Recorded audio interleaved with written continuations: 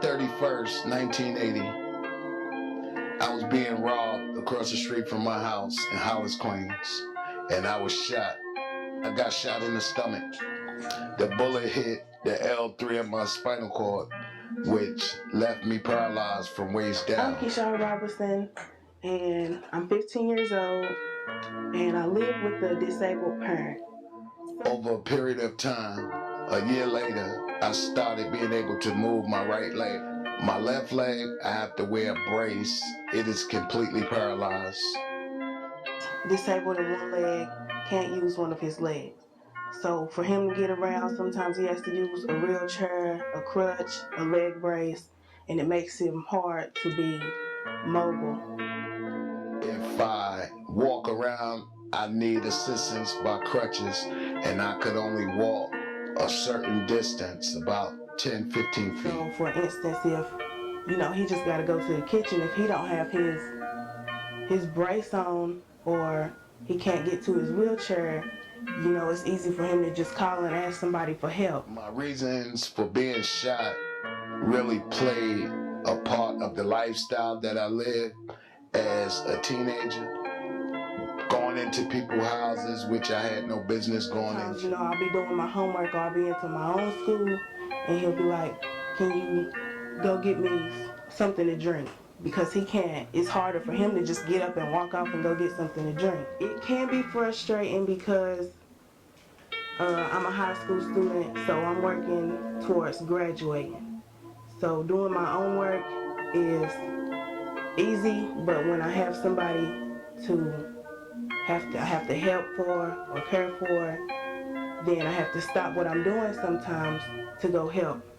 And it can make it complicated. Hours get later, and it's got to be done by a certain day or a certain time. Can make it harder because I have distractions, brothers and sisters, and I have a stepfather who is disabled. Well, I'm a full-time student at Academy of Art University for motion pictures and television. Going out to shoot films is fun because it brings all our family together. It brings laughs, but at the same time, it's work. And just like I have schoolwork, he has schoolwork that he has to do. And I need to be a part of it, help him, make it easier on him to do his schoolwork. Sometimes it can interfere with what I'm doing. Say I have plans with one of my friends. He's supposed to be going out to the mall or the movies, but he has to go shoot a film project.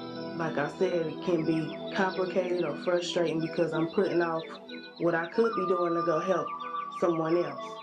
Putting off my own fun to help someone else, but it's all mandatory. I feel that being handicapped changes the way people look at me because some people, I could be going through a door, okay?